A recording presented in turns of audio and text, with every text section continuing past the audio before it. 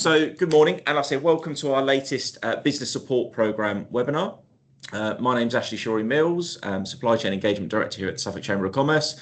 And today, as part of our business support programme, we are going to focus on bid evaluation. We've got Ed from PA Consulting, who will do a presentation for you shortly, all around understanding how to stand out through your bid process.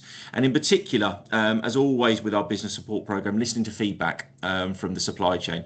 People want to understand more about how these bids are actually marked and scored. So that can often, if you understand the answer, you can better perform the question. So very much part of our helping businesses grow and get ready for opportunities such as Sizewell C and obviously all the other projects happening in this area. Next slide, please.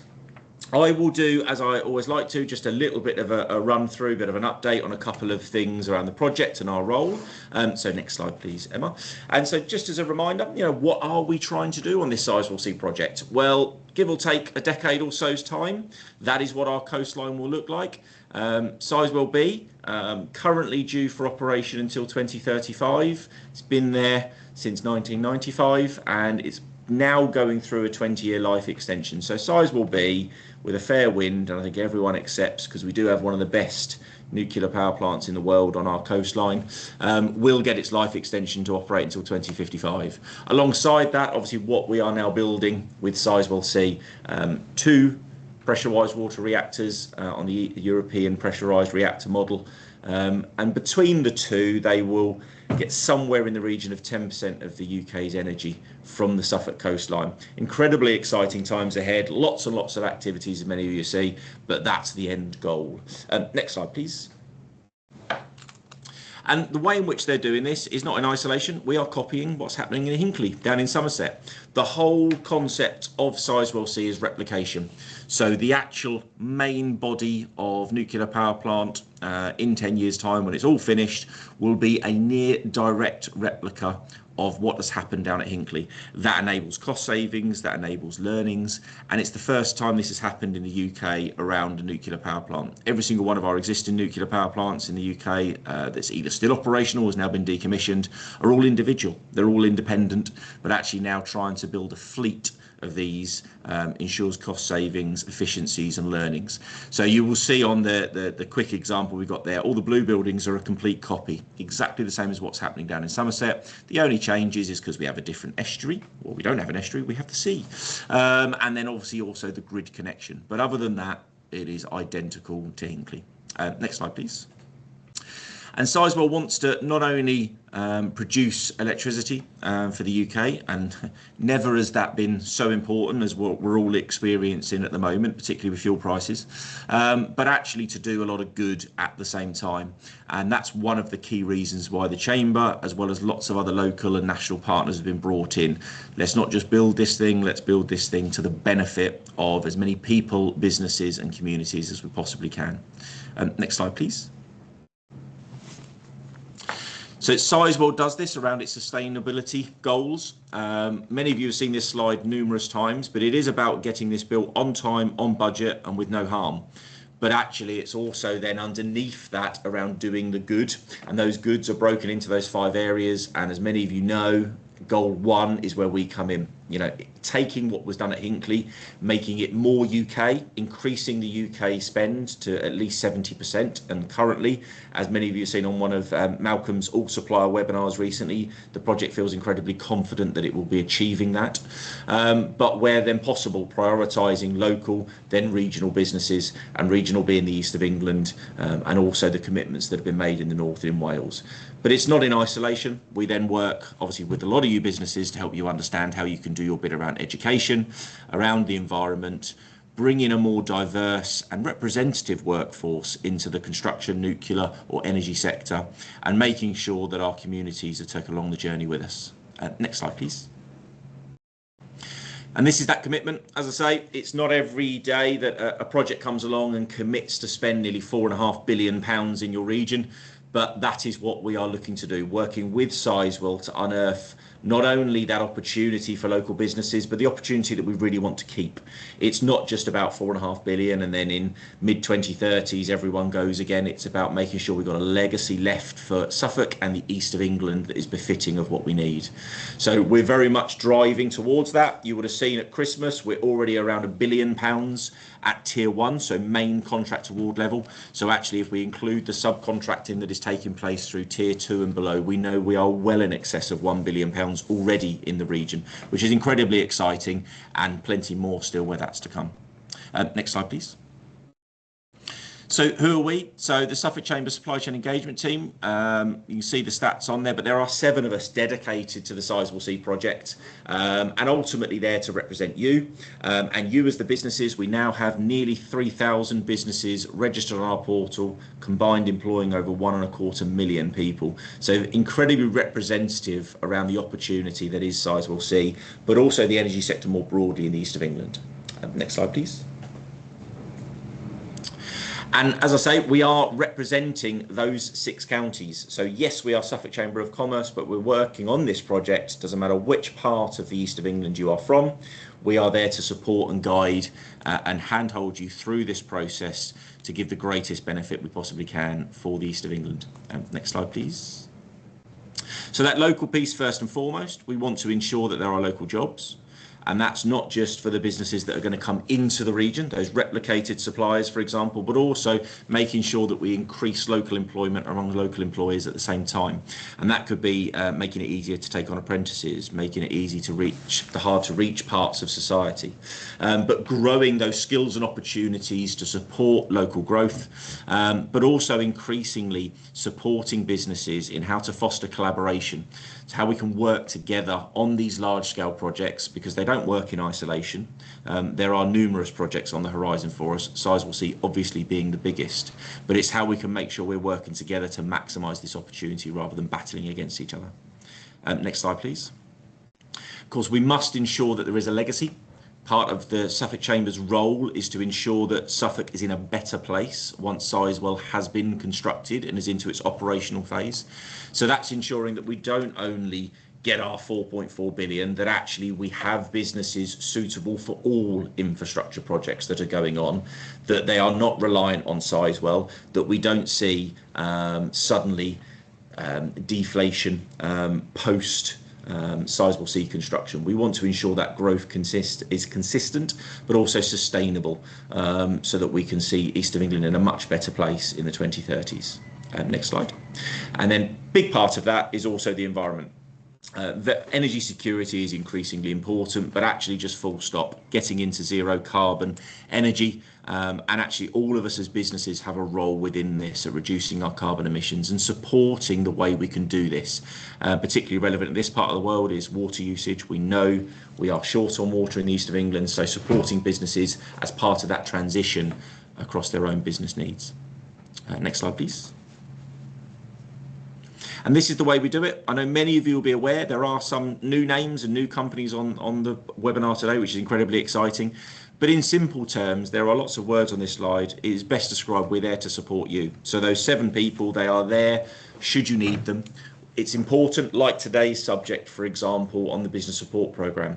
The more feedback we get, the more engagement we have with local businesses, the more we can provide the support that you need, be that funding, be that training, be that introductions, or whatever is needed. We are there to work for the client, for the project, and for its main contracting partners, the tier 1s and the alliances, but also to work for local and regional businesses to help unearth and support you to make that process as smooth as possible. Next slide, please. Now, the ways in which we do that, firstly, we have our supply chain portal. Many of you today will be signed up, but if you are a local and regional business in the east of England, we cannot stress enough, it is pivotal that you sign up to our platform so that you can be best informed of things like today, the webinars and events that we run, but also of the support and the opportunities that come forward. We have obviously recently, around 6 months ago, upgraded all of our questions set that we ask businesses. And again, that is all around preparing you best for the pre-qualification stage of Sizewell and helping you be in the best position of business as you can to tackle these large infrastructure projects and work with some of the largest construction aviation and nuclear businesses in the UK and the world. Next slide, please.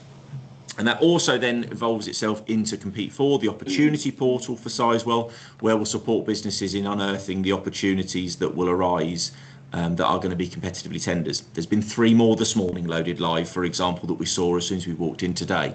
So we'll make sure businesses, where suitable, are signposting to Compete For, where you can bid for work, but where you can also importantly keep an eye on the forward plan and also the contract award data. So to help you understand who you should be talking to, who's winning work on this project. All about making everything as transparent and as open as we possibly can. Next slide, please. And of course, one of the big parts of the team's role is to demystify the supply chain. It is important to understand this project will have probably circa 250 tier 1 contractors, 250 people with multiple contracts running on this incredible project.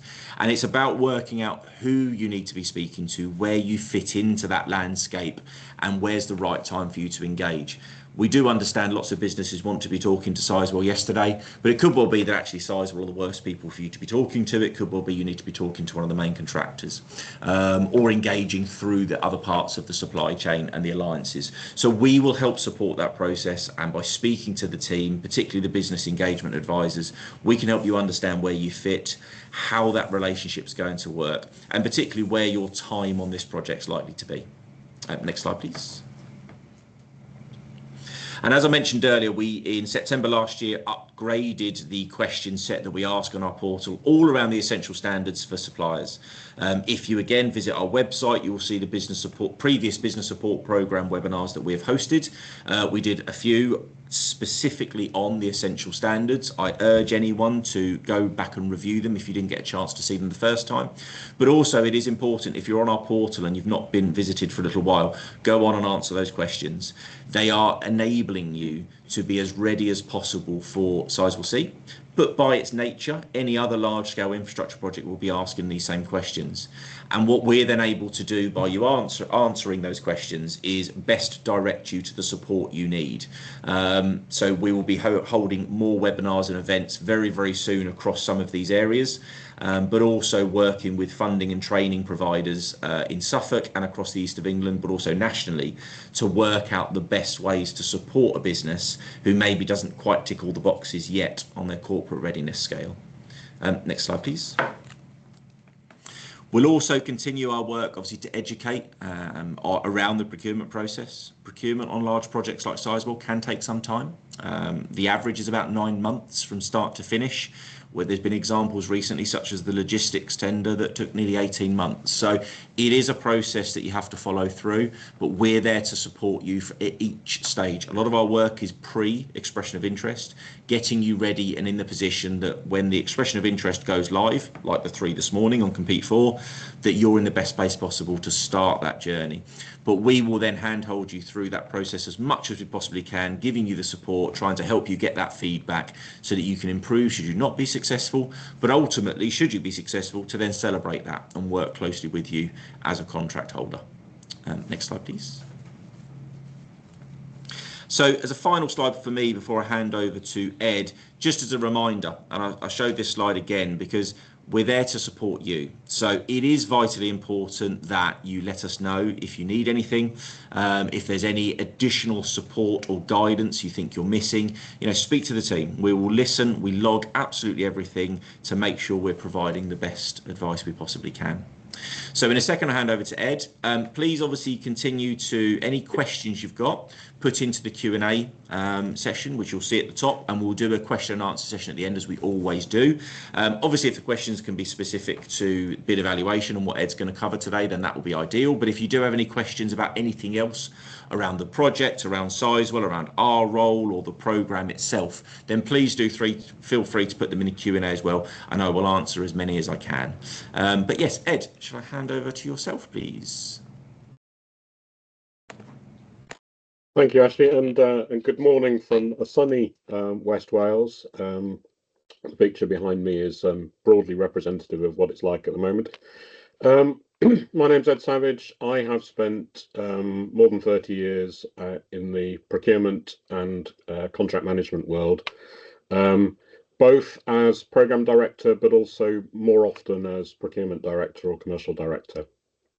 In terms of this session today, I am focusing primarily on the purchase or the bidding for services and works, and not for necessarily for goods. Goods, I think, is a simpler process, perhaps less complicated, perhaps less relevant. I'm also going to assume that the procurement law as in England and Wales is relevant, as opposed to any other jurisdiction, Scotland obviously being different. And I'm going to assume a sort of knowledge that might exist in terms of expecting that most of you attending this today will either be thinking from a client perspective, so buying perspective, or a supplier bidding perspective. I will try and cover both because I think it's really important in terms of understanding how to do tender evaluation or how to win in terms of bidding. You need the understanding of what the other party needs in the process. So we cover a bit of both. Next slide, please, Em. So this is a short masterclass. I'm going to go through the process of how you find the right evaluation criteria, how corporate strategy needs to be driven into procurement and evaluation, or reflected in the bids that are put together, how to leverage information to secure both a better competition if you're a buyer, but a more informed bid if you're a supplier, using the procurement process to best effect, getting the best from the process, and dealing with some of the challenges that crop up, whether those are legal challenges or low bids and things. I'm going to say, whilst Ashley said if you've got questions, we please put them in the Q&A and save them to the end. But I'm going to cover quite a lot in a short space of time. You will get the slides afterwards, but if there's something I cover that you don't understand, or I've used a term you don't understand, please put it in the chat and I'll try and respond as we go so you don't get left behind. Okay, next one, please. So first, a question for you, something to consider. Who would you pick for your maintenance contract? Why would you pick them? You've got 4 suppliers there, a range of prices, different technical offer from each of them, and a different approach to value add. Where would you go? Why would you choose any particular one? Now, many clients will say, I want to spend as little money as possible. So maybe D is the right option. However, D comes with some risks. First, the price is significantly below the rest. Is that price sustainable? Can they actually deliver at that price?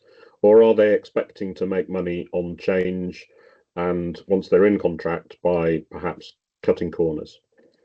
They're a medium-sized player. They haven't worked in the sector before. Perhaps as a result, there's quite a lot for them to learn, and it's typically expensive for them to learn. So maybe there's a risk with just going with the cheapest price. At the other end of the spectrum, we've got a big name, very competent organization, but you've never worked together before. It is the most expensive offer, but the proposal contains things that suggest they're going to add significant extra value to your organization, and they're going to potentially give you lots of additional benefits. It might be worth spending that money. And then you've got 2 in the middle, small local company. There's the risk that you'd be the biggest client, and the potential then that they become highly dependent on you. Relatively inexperienced, maybe they can't scale, but it's not a bad price. That's quite tempting. These are the kind of challenges that you have to think about as a buyer in a tendering process.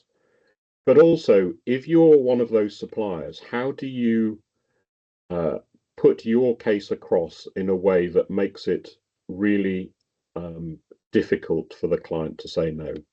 So if you are that big name, you know you're going to be expensive. You've got to major on the extra value that you could add. but also that you've got to make sure that the client is willing and able potentially to pay that. Otherwise, perhaps it's not worth bidding in the first place. So those are the sorts of things people think about. Bit of a challenge. It'd be wonderful to figure out where everyone had landed, but let's have a look at the next slide, which effectively summarizes the kind of things, the kind of balance between value and technical that everybody thinks about. Evaluation criteria are typically comprised of the things on the left. As a buyer, you want to be sure that it's safe to contract and be associated with a particular supplier. They're not going to let you down by embarrassing newspaper headlines, you know, or going bust and leaving you stranded. You want someone who has the capability and capacity to help you. You want them to have a robust supply chain beneath them. You want to make sure that they've got a sustainable and realistic bid that will actually be delivered, that they do intend to deliver. And part of that is demonstration of the right behaviours. And then there's the question of added value. Now, under the Procurement Act 2023, which is now underpinning all public procurements, those evaluation criteria have to be published upfront, and they have to be stuck to throughout a procurement process. I would argue, even where there is the Procurement Act 23 doesn't apply, I would argue it's still good practice for a buyer to publish the criteria and make it really clear what they're looking for, what they value. If they don't, however, and in any event, as a supplier, remember those things. Remember that across the bid that you put together, you need to be able to give a client confidence that it is safe and that working with them is going to be a good thing. Next one, please.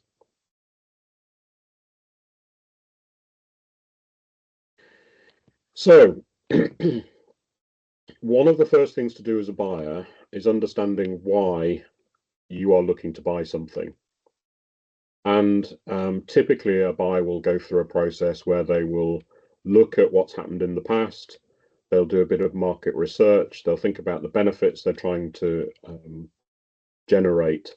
And all of that will feature in terms of the procurement and contracting strategy and the way the contract is put together, the way the requirements are put together, and potentially the way the evaluation criteria are put together too.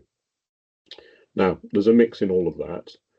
I would urge, if you are a bidder, that you also try and understand the landscape from your client's perspective as part of putting your bid together, because it will be important for them in their business case to demonstrate that these things are being achieved. And the easier you make it, the better. Next one, please.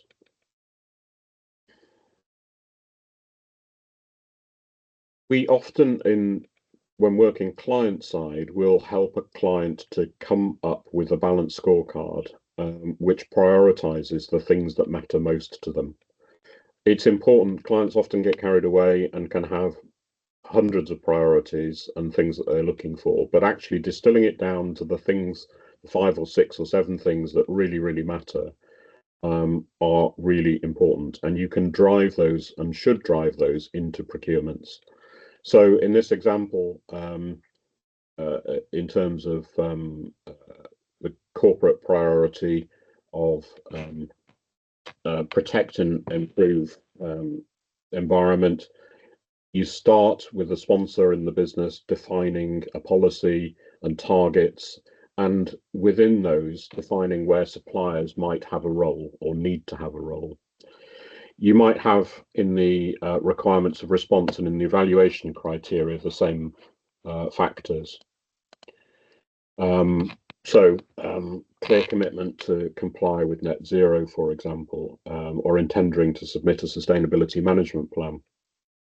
The contract requirements might require reporting against it, and incentives and KPIs might be put in place to make sure that those things are being delivered in practice, and that the ability perhaps to win further work or increase margin on the deal is there to reinforce that those things matter. A balanced scorecard from a client perspective is a really good thing, because for one, it helps prove to stakeholders, to shareholders, to regulators, whatever, that you are actually driving their priorities into the business of the supply chain. From a supplier perspective, if a client doesn't have something like this, it can be really helpful. And from a bidding perspective, I have often done this, is go through the client's published information, the published strategies, etc., and construct something like this and present it to them as part of engagement at the beginning of a procurement process to say, this is what we think your priorities are. Are we right? Check and confirm. By doing so, you're showing that it matters to you as a bidder, the success of the supplier, and that you are there to try and help them do stuff. Next one, please.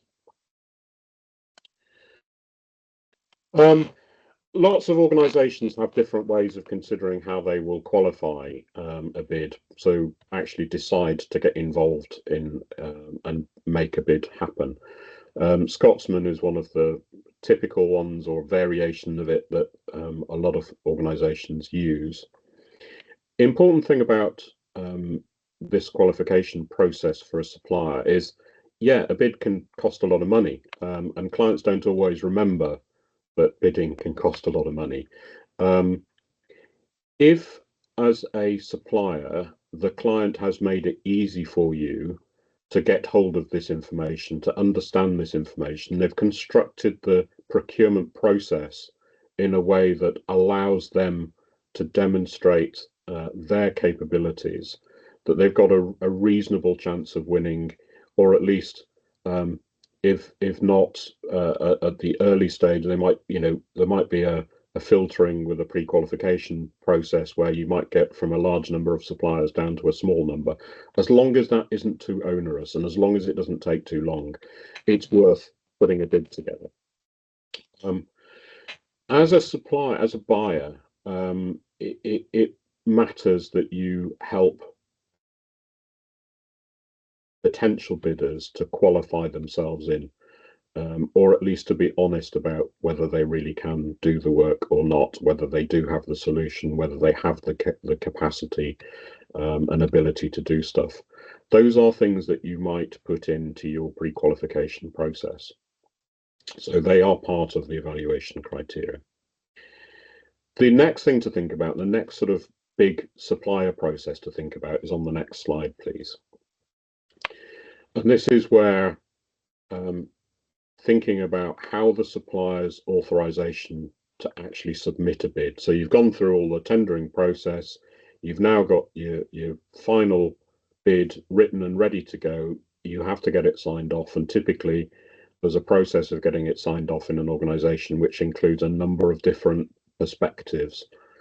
First, the operational perspective, that you actually have the team available, the resources available to do stuff, and a plan that looks like it will work. From a legal perspective, you've got a potential draft contract where it doesn't look too onerous, the liabilities are okay, you can cope with it, the commercial return is acceptable, and you've got a realistic chance of winning. It's quite often that a buyer does not think about all of these things.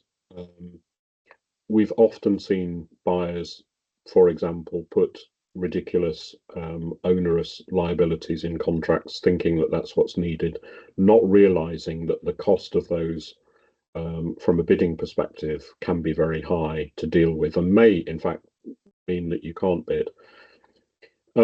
Again, it's worth from a supplier perspective thinking about where you are against these things, and helping a client understand that maybe some of the things they're looking for don't make good sense in terms of value for money. From a buyer perspective, it makes sense to test some of these things with the supply chain, with bidders upfront, early. We often do supplier engagement sessions before a procurement in order to test, check, and confirm that where we're heading is sensible, and potentially be prepared to adjust the requirements in order to get a better deal and in order to get a better competition. Next one, please. The next piece of the jigsaw is should cost modelling. I think it is extremely useful. I would never go into a major procurement without a proper should cost model, and as a buyer, and checking those numbers against any benchmarks you can get hold of. It shouldn't be something that just financial modelers do. The technical team, the technical experts need to get all over this model. Otherwise, it may end up being completely wrong. But having a good understanding of how the costs are built up, how the cost of the tender should look, is a really important test of yourself and of your requirement. It then also is something that you can strip the numbers out of it and hand over to bidders, for bidders to build up as the pricing model. You can then compare one against the other. I have often seen bidders make mistakes in cost modelling. It's not unusual for the odd extra zero to creep in, or for lack of understanding to creep in. I think it really helps as a bidder for you to ask for an engagement with the client to understand the cost model properly as you put it together, and also to make sure that you've got all the bidding assumptions that you need to be able to make the judgments of what things are likely to cost. We have often, from a client side, put together electronic data rooms to support procurements. The best might include live interrogation of real-time data. That will help inform a better bid, and as a supplier, it helps you get a better understanding of how things work in the organisation. So, should cost modelling, really, really important, really valuable. And when you've got those models back, being able to compare and contrast can help eliminate the various mistakes that will inevitably have happened. Next one, please. So, tender packs and the data room. Most procurements will publish a full tender pack at the beginning. They're supposed to, in terms of the Procurement Act. Sometimes things emerge over time, but you will typically have a draft contract. You will have the tendering information, the pre-qualification test, the invitation to tender or invitation to negotiate, and you will have the data room. The data room, coming back to that and coming back to the underpinning assumptions, it's really important to get right. Many big suppliers have models built on different types of clients that they will use to build up pricing. As a client, if you haven't given them the right information, or you've been misleading in the data room, you can get into a real mess. As a bidder, if you are bidding against jelly, it's really hard, and the variation of pricing is likely to be wildly different. So that's broadly what a tender pack will look like, and the important thing is that tender documentation sets the legal framework for the procurement. The buyer has to stick to what they publish, and if they change that, there are grounds for legal challenge. Next one, please.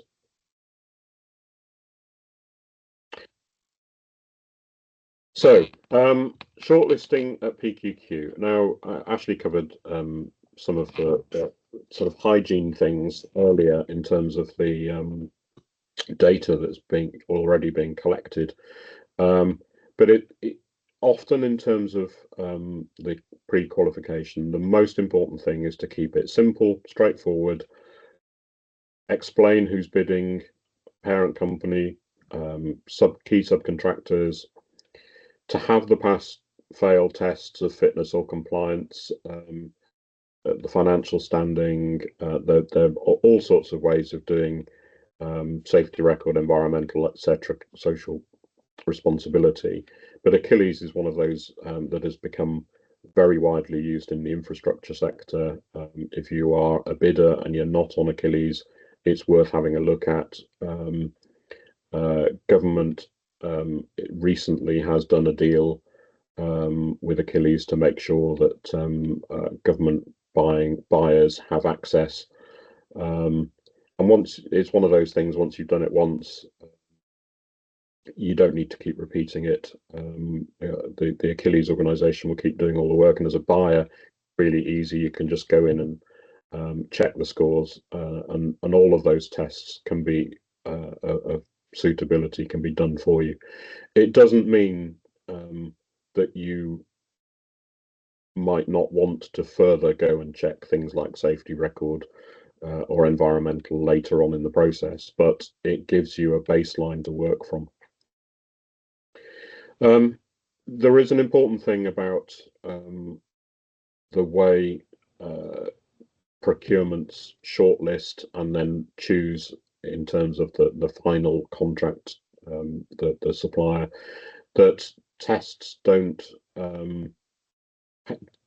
change. You need to follow a fair process and have evaluation criteria that are clear, that you don't pass one test and fail the next test because you've changed the rules halfway through. So it's important at the PQQ stage to have something that is relatively simple and straightforward that can be developed further at the next stage if you're a buyer. If you are a bidder in the PQQ, you want to keep it to the point where you are clearly demonstrating that the buyer can have confidence in you, but you also don't want to go too far in terms of commitment at that stage until you're into the tendering and you're clearer about what you're actually going to do. Next one, please.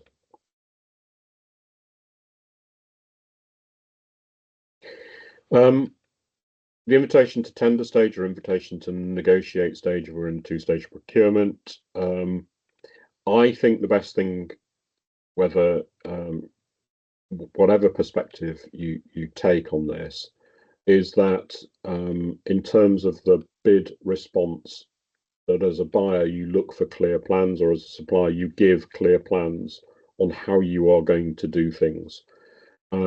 Get away from the sales stuff, the fluffy stuff that is no commitment of anything, and get to some clear plans.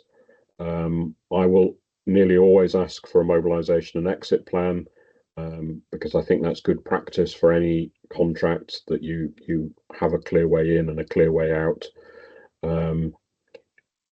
There may be other things that are needed, whether that's health and safety, risk management, etc. The selection at ITT may go through a number of stages. There may be a best and final offer stage or whatever. There may be a need to explore how things are put together and have some basic negotiation or some clarification of ideas. It's not unusual. It's something that often adds a lot of value in terms of mutual understanding. Next one, please. And it's really important from a buyer perspective to think about how you frame the questions of a supplier in order to allow them to put their best bid forward. So being able to link the bid to the corporate priorities, either through that balanced scorecard or through the insight that it shows. Supporting the bid writing, the evaluation and the decision-making process by brigading ideas together so that it's possible to split the bid up to different evaluators who are specialists in different areas in order to make the assessment that's needed. And it's important, if you're writing the bid, to be able to follow that logic yourself too. You need questions that will help you tease out the relative strengths of bidders. So they're not bland questions, they're questions that allow bidders to explain their approach, to give their story, to show why they're different. And ultimately, you want the responses to be able to go into the contract, so there is no need for further work for either party to do in order to get a contract together at the very end. Next one, please. So the typical tender evaluation process will look something like this. Often, client will use a buyer will use a portal. The procurement team will typically do a compliance check on the things that are put into the portal, and then the technical evaluation, the commercial evaluation will be done separately. Both individuals looking at the bids and then coming together for moderation. The difficult bit from the buyer perspective is making sure the commercial evaluation and the technical evaluation come together at some point, so that the prices you are seeing in one part fit with what the technical response is telling you.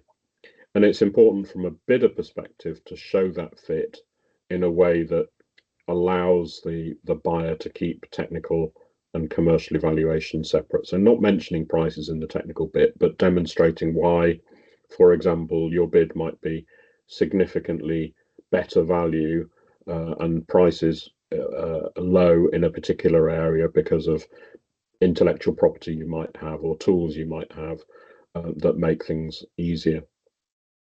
Moderation is important in order to ensure that evaluation has been consistent. Often individual evaluators will go through, miss things, and it's in moderation where you get the individuals together and say, what have you found?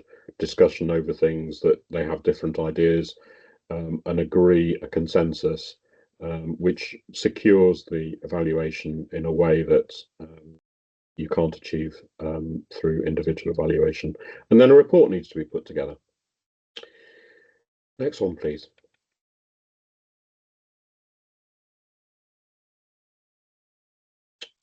In all of this process, clarification questions may be asked. They may be asked by the buyer or they may be asked by the supplier. It's really, really important to think carefully before putting clarifications out from either perspective. There is nothing more annoying to a buyer than a bidder who has not read the tender documents properly and is asking things because they haven't found something that is blindingly obvious. There is nothing more irritating to other bidders than a supplier who is asking things that potentially skew the competition in their favour. However, clarifications can be really useful as long as they're considered. As long as a bidder you think about what am I giving away? Am I, through this question, going to even up the competition or give away something that I know that others don't? Am I using the process to be genuinely helpful to the buyer and get perhaps, say, a bidding assumption that will standardize things across all suppliers? Am I using it to genuinely clarify something that is unclear? As a buyer asking a supplier clarification questions, you are potentially giving away the degree to which you are interested in that bidder by the way you ask the question. So you need to be careful about trying to remain neutral, and also making sure that you are securing information that helps inform the process, not just is interesting. Clarification questions and the responses can be part of the final agreement unless there are explicit words in the tender documentation to say that they are not. Therefore, because there is a risk around that something isn't quite as considered as it might be if it had been through the lawyers, and you don't want to put clarification questions and responses through the lawyers every time, I often, as a buyer, will put words in to say, we'll do clarifications, but we will amend the contract, the draft contract or the requirement as a result of the clarifications, and that's what will be part of the agreement, rather than the clarification questions and responses themselves being part of the agreement. I will also say that a bidder who provides clarifications on their tender, that those clarifications will be considered part of the bidder's offer, and that is something as a bidder you need to be careful about. Next one, please. Technical evaluation. It's not unusual to see a scoring something like this. There is a very strong body of evidence that having absolute scoring methods like this, where you're scoring against a fixed scale and evaluating everybody in the same way, is far better in terms of safety of the outcomes than having a relative scale where you are scoring the tenders against each other. So an absolute scale like this, this particular one is geared to the idea low quality responses might lead to exclusion from the process, and they are significantly differentiated from the scores that are achieved for fully meeting the requirement. This scale also, though, in this case, allows extra value to notch scores higher because they are potentially valuable to the buyer. It helps if your technical evaluation is memorable and easy to understand, both from an evaluator perspective, but also thinking about it from a bidding perspective. Next one, please. From a commercial evaluation perspective, you can set out a number of different ways. There are some interesting equations that can be used to try and separate the bids. Lowest cost is obviously the simplest. There might be a willingness to pay type approach or a weighted value for money type approach. They can end up skewing things in a way that you don't want as a buyer. You have to be really careful thinking about it, and you have to be, as a supplier, you have to run the scenarios of how your bid might stack up against others to see the best point in terms of balance between your technical offer and your pricing offer. I like to risk adjust prices in evaluation against the technical score. And the table on the right is a way of doing that. Now, you might have very different ideas about how the risk adjustment should work, but my logic is if you are meeting the requirement, fully meeting the requirement, there should be no risk adjustment because you've made the technical assessment that things are being done.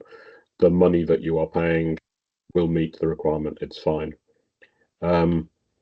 If there are gaps, then potentially as a buyer you are going to need to spend a little bit more money on top to do what is needed. So if failing to meet the requirement altogether, you're going to need to pay 100% of the typical price for that service. You're going to need to pay for it to be done somewhere else. So the risk adjustment, in my view, should be 100%. This risk adjustment is tricky, and it's tricky to make sure it's not gamed, but I think it can be a helpful thing, and it can be a helpful thing from a bidding perspective to think about, near misses and how to make sure that you are in the right place, that you don't get your bid risk adjusted.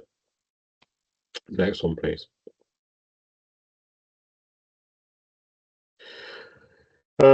Evaluators. If you are a buyer, you need to make sure your evaluators are properly trained, the context of what it is that you're looking for. They need help and support to do that. You need to carve out time in the busy day. They're probably not full-time evaluators. They probably have a day job. It helps if you can take them off-site, put them somewhere where they can quietly work together, do their independent evaluation, then come together and do the moderation. They often need reminding that they need to stick to the process, that their notes can be legally disclosable, so not to write the kind of comments that might embarrass them later, and also to make sure that the moderation is done properly and even-handed and recorded appropriately, because the moderation is the bit that will typically be disclosed at the end of the process as part of the contract standstill period. Someone from procurement often, or should, check the maths, that everything adds up properly, so that's done independently, and check the comments that evaluators have made to ensure that they are safe to be legally disclosed. Next one, please. However, from a bidder perspective, think about how it feels to be an evaluator. You're probably working under pressure, probably battling prejudices about your views of different suppliers. You want to do the right thing. You've got to follow the process, and you've got to have a fairly, what might be a lengthy and perhaps heated discussion with your colleagues about reaching a consensus. Evaluation is not easy. I have tried recently using AI agents to do evaluation. As someone who often sits both sides of the fence, as a bidder, I've done it to red team bids to see whether they're ready, see whether we've answered the client question. And as a client, I've tried using it to see if it can help me differentiate between the bids. But actually, AI as yet doesn't, in my view, have the knowledge and context of an organization to be able to make a proper judgment. It can be a useful tool, though, just to summarize things and to check compliance. Next one, please. So, our supplier should write a bid. And my note there, as a client, I often include this advice in the tender docs or supplier briefs. As a bidder, I find myself, I'm personally involved in about 4 bids this week. Every single bid team I get involved with, I have to remind them of some of these things. People don't seem to get it. Most importantly, answer the question. Use the evaluation criteria as a handrail for how you structure the question. It makes it easier for the hard-pressed evaluator to go down their checklist and find things in the same order as their checklist, and be able to tick them off. Pithy and clear is good. It saves the time that's needed, but it also shows that you've, as a bidder, that you've got a very clear view of what it is you're going to do, which provides confidence. I've often seen incumbent suppliers fail an evaluation of a tender to retake the work in the future, because they have assumed knowledge exists about them already and they haven't documented it. If you are playing by the rules of the procurement, the evaluator cannot take other things, history or other knowledge, into account. They have to take what's on the page, what's demonstrated, and often incumbents forget that. They think, well, we've got a great relationship, we can just rush the bid off, get it in, no worries. And then they find themselves coming low down in the scoring and not selected to keep the work. It's important to say what you will and won't do, because that's obviously what the buyer is looking for. But it's also important to, a lot of bids will contain assumptions and what ifs and whatever. The more of those you put in, the more a client will start getting worried that maybe you're going to seek to make money on change by holding those assumptions up against them at a later stage and saying, well, you know, we made this assumption, that's not true, so we want more money. So you've got to have a careful balance of how you present risk in a bid, thinking about the things that really matter, how you can perhaps demonstrate to a client that risks that you might expect are things that you could work on together to fix, showing that a collaborative approach will happen, and that it won't end up being transactional. If you've got diagrams in a bid, make sure they're big enough so that the words or whatever can be in them can be seen, and don't be tempted to write the kind of flowery, persuasive content in bids that you might be aiming at senior directors. Evaluators are generally middle managers. They're generally experts in their particular area. They may not see the bigger picture. They may not be interested in some of that content. If you have important things that you want to say, put them in an executive summary or in a letter on top of the bid that might get read by the senior people. Might. In my experience, it's rare for the senior folk to actually look at bids. But do remember that those evaluating the bid will need to make a business case to make the buying decision at the end. So if you have your win themes really clear and they're repeated throughout the bid and they come across as benefits to the client, the outcomes, the achievements the client can expect as a result of making that buying decision, that makes writing their business case much easier. And if presentation's part of it, I think it always helps from a client perspective if you're looking to people who will actually deliver the contract in the eye in those presentations and not the sales guy who's just going to take the win bonus and run away. Next one, please. Abnormally low bids have become a big thing since the Carillion Amy exploit. There is guidance on abnormally low bids in the sourcing playbook, and the Procurement Act has also now explicitly covered abnormally low bids. In essence, an abnormally low bid is defined as being a bid that is 10% below the average of the other submitted tenders, and it requires a process of examination. It's not necessarily a reason to reject a tender, but it does require examination and a sense check.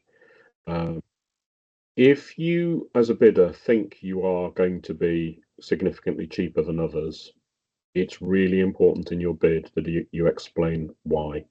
Otherwise, you can find yourself in this ALB special treatment, potentially on the naughty step, while the client has a closer look to try and understand. So if you are going to be cheap, really explain it. If you are on the client side, you've got to be meticulous about the way you go through this process. You need to give the bidder a fair chance to explain themselves, and you need to be explicit about the source of your concerns.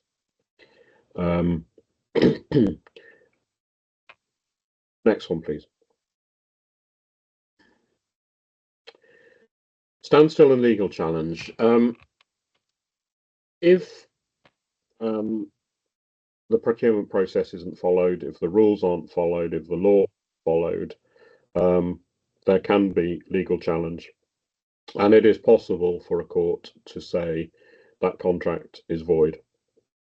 In practice, the courts actually very rarely, very, very rarely void a contract, because the view is that the deal's done, it's better to move on, but the impact will be compensation claim for bid costs, compensation claim for loss of business, loss of potential earnings in the future. It can get expensive. It's very rare for a case to actually go to court. Most are settled out of court. The figures that are resulting from that process tend to be quite astronomically high.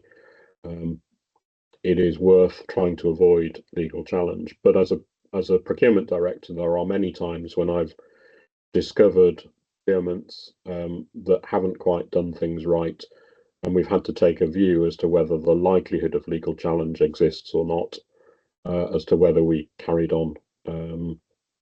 So as a procurement director, you are quite often in that place of trying to make a consideration of which bidders might challenge, why might they challenge, how could we stop them challenging, etc.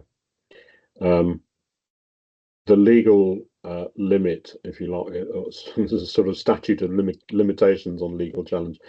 You have to challenge within 30 days of finding out that there's a problem, or it's very unlikely that the court will consider it.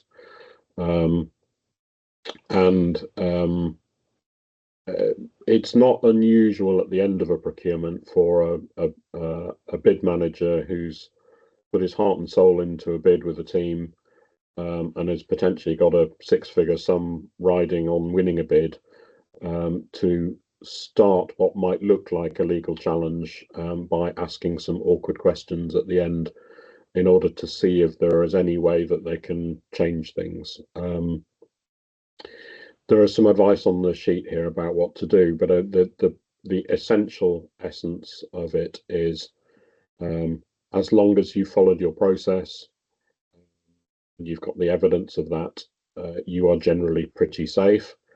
A court doesn't expect everything to be perfect, so you don't have to have perfection. The best way as a buyer to sort of get round this is to be really open with how things have gone, to share the score sheets, etc., with the lawyers, and demonstrate that you followed your process. We have often bypassed the process by going director to director, going to the director above the bid manager and having a quiet conversation, sharing the information and saying, there's, you're wasting your time. Understand he's upset or she's upset, but this isn't going to go anywhere, and better for our relationship to just carry on. One of the backstops, if you like, to ensure that there is time for legal challenges, the standstill period. Courts have voided contracts that have not had a standstill period, because that's seen as being distinctly unfair. And again, that's stronger under the new Procurement Act. So standstill needs to be there. It's now 10 days under the Procurement Act. But strongest evidence is just evidence that the process has been followed. And if there is an abnormally low bid or something that is out of line, having an independent expert come in and confirm that can be very helpful to do and to document. Next one, please. I think it is really helpful for all parties if the buyer gives a proper debrief to suppliers at the end of a process. It's a respectful thing to do. It helps build relationships and ultimately whichever side of the fence you're on, understanding what's happened, understanding the things that could have been done better will always help. You may be, as a buyer, you may be debriefing a supplier who could be your next really good contractor, rather than just sending someone off and never see them again. Best practice, I think, is a letter to thank them. Give them the moderator's score sheets so they've got the evidence they can pick through and figure out where they went wrong. Remember, pricing's got to be confidential. Intellectual property of other bidders has got to be protected and shouldn't be shared. And I think it's often really helpful to engage director to director ahead of sending the letters out, just to say thanks and sorry it didn't work this time, but to script those engagements quite carefully so that nothing is said that might raise any risk of legal challenge. Okay, so next one, please. So that's taken us through the process. I hope you found that useful. There's some key takeaways there. Reflect your requirement through the evaluation criteria. Consider all perspectives at all times. I know, sorry, it's been a bit awkward at times saying, if supplier perspective or buyer perspective, but actually it's really important that you take both those perspectives, whichever side of the fence you are sat on. And most importantly, for both parties, follow the process and document what you need to document. So that's it in terms of the slides and the presentation. Happy to take any questions, observations, or anything else. Ed, that's fantastic. Thank you so much. I scribbled, to be fair, I started scribbling lots and lots of bits and pieces down, but then I realised that I'm just going to say the same. I'm going to do what I'm going to tell everyone else, which is obviously we will share the slides, and there's huge amounts of information in there. I think your final point just then is key, is that you need to understand both perspectives. So the vast majority of those on the call today will be the bidders. They want to work on Sizewell, they want to work on other projects, because again, don't forget that bid writing as a skill or as understanding how to submit a bid is not only going to help you win work on Sizewell. It's across so many different things, particularly in this part of the world. But actually, if you can understand how and why the question's being asked, you can answer it in a much better way. So that information, I think, is fantastic. A couple of points. You mentioned right at the start, balanced scorecard. That's the same approach Sizewell take. On all of their competitive procurements, it is a balanced scorecard approach. Many of you will be aware from the previous ones we've had, and we've had some of the procurement teams on before on some of these webinars, is that they're looking at that value. So it isn't just about price, it is about that added value. It's hitting those sustainability goals that I talked about at the start of my slides, and ultimately doing something that's going to maintain on budget but also on schedule, which is so critical. And that golden thread as well, going back to the early days of some of our events, we talked about the golden thread and the way the commitments that Sizewell has put in place do get channeled down into the tier one contractors, into the alliance participants, and across all parts of this project. So actually those expectations and those things that they want to see will roll through the whole supply chain. So as always, if people have questions, please get them in the Q&A. Obviously anything to do with what Ed has just discussed, but if you've got any other questions while I'm here as well, then obviously please do. Now there is, I've got a little red thing next to the Q&A, so let's have a quick look. So first one, yes, as always. So as always, unless anything happens to be in there that Ed says, but that slide can't be shared, then that's fine. But we will share all slides. Everyone that's registered today will be sent a copy of them, as well as a link to the recording of today's webinar. But then also, and I'll say this again, please visit our website. If you go to our website, sizewellcsupplychain.co.uk, if you click on the support tab, on the drop-down menu, the second option is business support program. All of our previous webinars that we have done now over the last 3.5, 4 years are recorded and saved on there. And the whole idea that way is that sometimes a subject that we cover wasn't relative to you in, or relevant to you in maybe 2024, it could be relevant to you now. So go back on and have a little look. And we're actually going to refresh some of them soon as well with more up-to-date content. So keep an eye on the website, but we will also be sharing everything.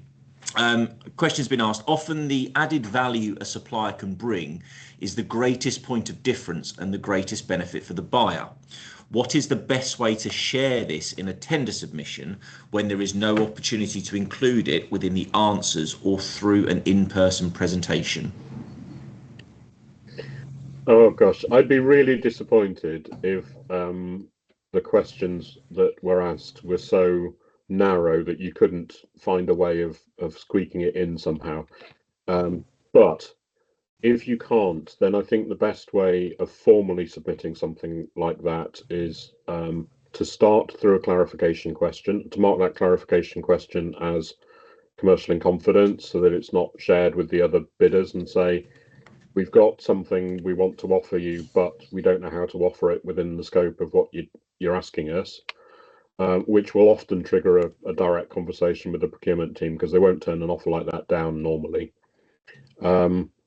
If that doesn't work, I would put it in a letter, covering letter on top of the bid, that explains that more fully. But I'd be really worried, to be honest. I'd be really worried about working with a client that didn't ask the kind of open questions that allow you for that kind of thing to come across. Perfect. Thank you, Ed. And then we've got another one. Let's have a look. So from Tony, we have talked about the role of membership like Achilles play in the bidding process. Are there any other providers that are well accepted, like Construction Line? What I'll do, I'll start on this. So, and many of you have been in our previous webinars with the Civil Works Alliance. So, for example, the Civil Works Alliance will be aligning to Construction Line. That is the decision they have taken. Their ideal is that businesses are Construction Line Gold, but as has been outlined numerous times, you do not have to be gold to work with the Alliance. What you have to have is the base level, which is where we do our work on the essential standards, and you can be working towards gold. So what, again, I suppose linked to what Ed just said about the type of buying organisation, Sizewell and its major contractors have always been very clear. They have a set of goals that they want businesses to be, but if you're not there, if you are not there yet, it is not a no. But they will expect to see a roadmap, you know, of when you're going to get looked towards achieving those standards. And so that could be the likes of Construction Line Gold, Achilles, or others. So watch this space on this. I think the key, as always, is by having these types of membership bodies that kind of encompass everything to do with your corporate readiness, is it makes the whole process a lot smoother and quicker, because as was mentioned by Ed, you're filling it out once and it's done. But also for a lot of procurement, if you park Sizewell for a second, particularly public sector procurement, where some of those rules and regulations really do hammer home, actually that smoother process of just being able to tick a box and saying I'm Achilles Construction Line can have wonderful advantages to you. Ed, anything else you want to add on that one? No, I mean, I think obviously your local situation dictates things, but I mentioned Achilles only because Cabinet Office have recently done a deal with Achilles, so it's going to become more widely used across government. So maybe it's not relevant for Sizewell, but it's likely to be the key to accessing other things. Perfect. Bit of advice for being asked for here, Ed. We struggle to get feedback on bids when we've not been successful. How would you suggest getting this feedback to better learn for the next submission? Director to director, presumably? Yeah, there's a risk with director to director that the director you're asking isn't particularly well informed and just gives you their prejudice rather than the actual answer. But it can be useful. I think some procurement teams worry about sharing stuff because of the potential of legal challenge. So it may be worth, if legal challenge isn't a thing and it's for you and it's genuinely just a learning thing, I would frame it in the note you ask when you ask for it, to say we're not thinking about legal challenge or anything like that. We just want to learn, or maybe, and being very clear about that. And I think on that point on Sizewell, as we will always say, if it is particularly for framing of learning or for development of your business, and for whatever reason you're unable to get that feedback, that's where we're there to support. Okay, because we will, where we can, attempt to help get that feedback. There is some processes we're trying to put into place with Sizewell at the moment around thematic feedback, because as I mentioned earlier, our role is to support businesses get better to hopefully be able to work on Sizewell. And if they can't work on Sizewell, then hey, they could do offshore wind, they could do Lower Thames Crossing, they could go build a new theme park in Bedfordshire, or they could go and build a new hospital somewhere in Suffolk or Norfolk. I mean, there's so many opportunities, but we need that feedback and we need that understanding. So work again with the team, whether it's through the business advisors or any of our team, and we can make sure we try and help get that feedback to help you make those improvements. Is it right to assume that the clarification in confidence is not something projects always offer? They should do. And the reason for that is clarification questions and answers are made public in order to ensure level playing field. But if you have something that is your intellectual property, it would be wrong for the buyer to share that with the other bidders. So that's the sort of grounding on which you can require that it remains in confidence. You can, of course, if you're concerned that they won't, you can ask something that is going to be public that doesn't give too much away, but hints that there's something there for them to come and ask you about. Okay, yeah, almost. I'm just thinking off my feet on this. Would it ever be, or has it ever been normal practice that through a bidding process you would get a bid? It's not a bidder. You'd get the client to sign an NDA. It can happen. It's very, very rare. Okay. I guess that would probably be the answer. But I thought, I'll just ask the question while it's here because we might as well. So, very good question actually for Sam. Okay, it's in the chat, but I saw it pop up. So, there are lots of bid writing consultants in the market. What factors should he look for when appointing a consultant to help prepare bids?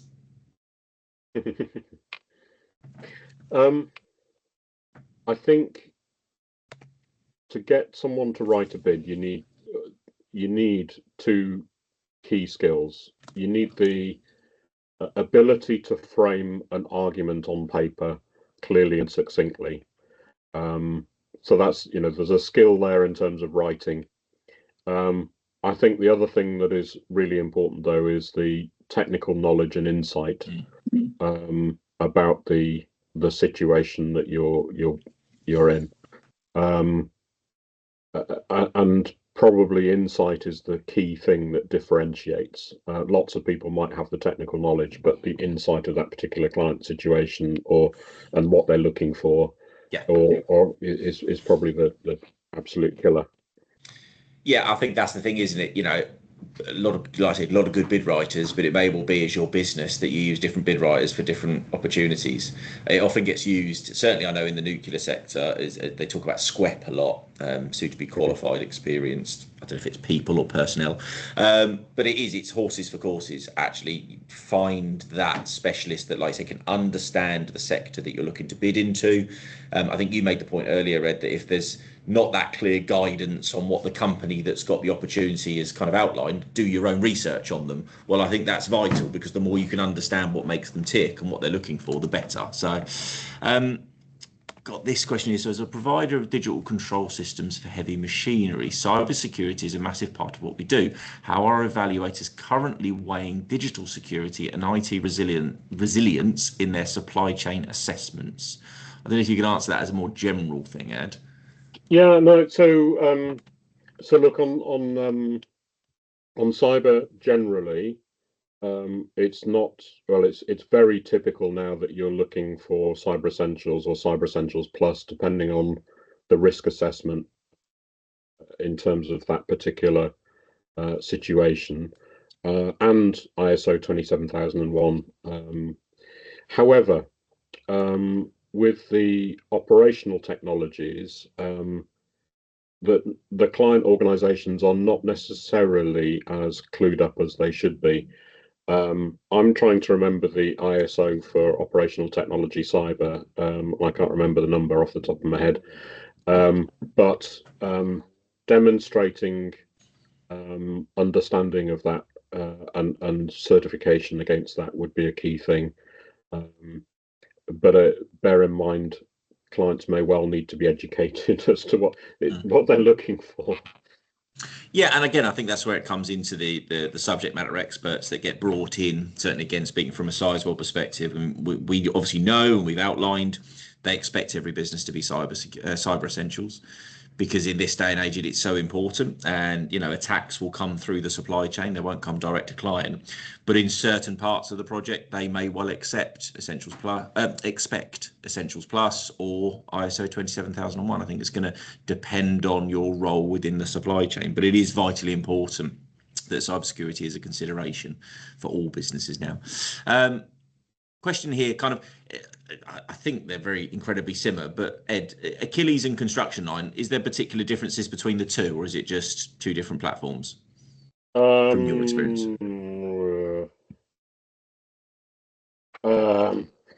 From memory, I'm sure I've had this question before around the common assessment standard, that actually they're incredibly similar.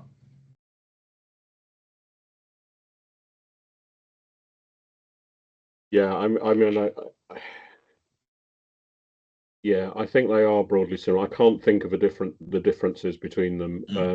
I mean, the important thing is with any of these schemes that they're not just a paper submission scheme, but there's actually some audit that happens, that they come and do and actually double check on the things. Yeah, I mean, as they would say on the BBC, other versions are available, but no, I think again it depends on where I suppose you're doing your procurement as well, because some sectors, as we know, prefer one or the other, or will have more weighting towards. And I think your point there is very correct. And I know you kind of said it when you talked about submitting the bid, that you have to get kind of buy-in from a lot of the organisation. The same with any of these standard stuff. Just having construction line or Achilles or an ISO is one thing. It has to be embedded. It has to be part of the culture. And certainly when you're submitting your bid, explaining that you don't just have Achilles or construction line or ISO XYZ, that actually how it is embedded in the culture of the organisation, because certainly on a project like Sizewell it will get checked. So actually helping ensure that, if it's health and safety, it's not all left to a single person that has their NEBOSH qualification, that actually that health and safety standard is throughout the business, just overseen by someone with the formal qualification. So important, and being able to outline that succinctly and concisely, obviously, as was mentioned earlier, but very clearly, is going to give confidence to that bid evaluation team. Any other? I'm just going to double check chat again if there's any other questions. Nothing in the chat. I'll just see in case anything suddenly appears. But as always, I mean, if any other questions happen post this, please do reach out. You can just come through to us and we will help you as much as we can, and we can always loop in Ed for any more technical answers where needed. But please don't see this as this is the information, that's it. Any other questions, then obviously you can come back through to us in the future. If any other questions come through, we'll answer them. But if I can have the penultimate slide, please. So just as a quick heads up, we've got another couple of these business support program webinars now live and on our portal. We're cramming them into the end of April because we've got Easter one side and Suffolk Show the other. So we're fitting everything in we possibly can. And we've got two, I say towards the end of April, one, psychological safety. So important to understand when you're working on these large projects, particularly ones such as Sizewell, actually how to approach it in the right manner as a business and around your people is so important. And then we've also got one all around contract controls, because again, the scale of a project such as Sizewell is one that a lot of businesses maybe never have considered before, never have had the pleasure of being involved in. Huge reward Huge reward working on these projects, and I would encourage any business, as we always do, to get themselves involved. But we want everyone to go in eyes open, and so 2 very specific subjects that we've got, they're available to book now. We've already got good numbers on both as well. As always, we'll record them, but we'd love to see as many of you live so you can ask those questions and really understand and take away some learnings from them.